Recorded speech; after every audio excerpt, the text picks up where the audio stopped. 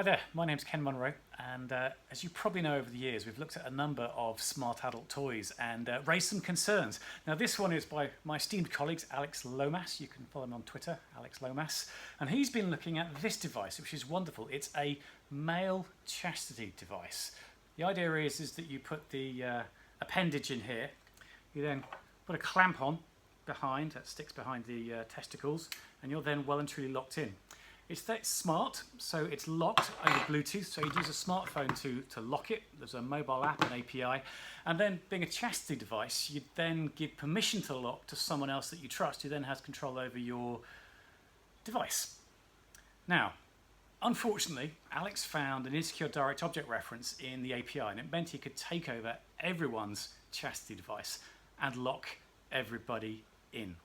And believe it or not, there's no manual unlock, there's no key on here or override. The only way to get out is to cut through this, which is hardened steel. And given where it's at, that's going to be quite difficult to get yourself out of. Now, it's not for us to kink shame. If people want to use these devices, that's absolutely fine with us. I just think that people should be able to use these securely and safely. So security should be by design and privacy should be on by default. Unfortunately, many adult toys are let down by the lack of attention to security, which really exposes many of their users. And I find that's a real shame. It's not the only problem. There are also other issues with the API that was leaking data. Really not good. We went through disclosure, as you'd expect, with the manufacturer. They said they'd get it done in about 3 months. We thought that's fine.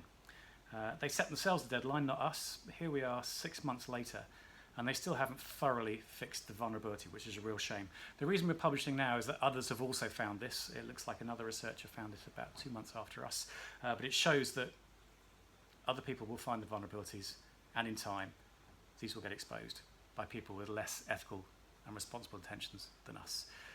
Fortunately, we have published a workaround on our blog, so if you do get stuck in, you can actually dismantle the device, you can pull it apart and you can spike the motor with 3 volts, which will release the clamp and you can get it off. So all in all, a bit of a shocking discovery, and I think the consequence of having one's personal appendages locked in is really quite unsettling.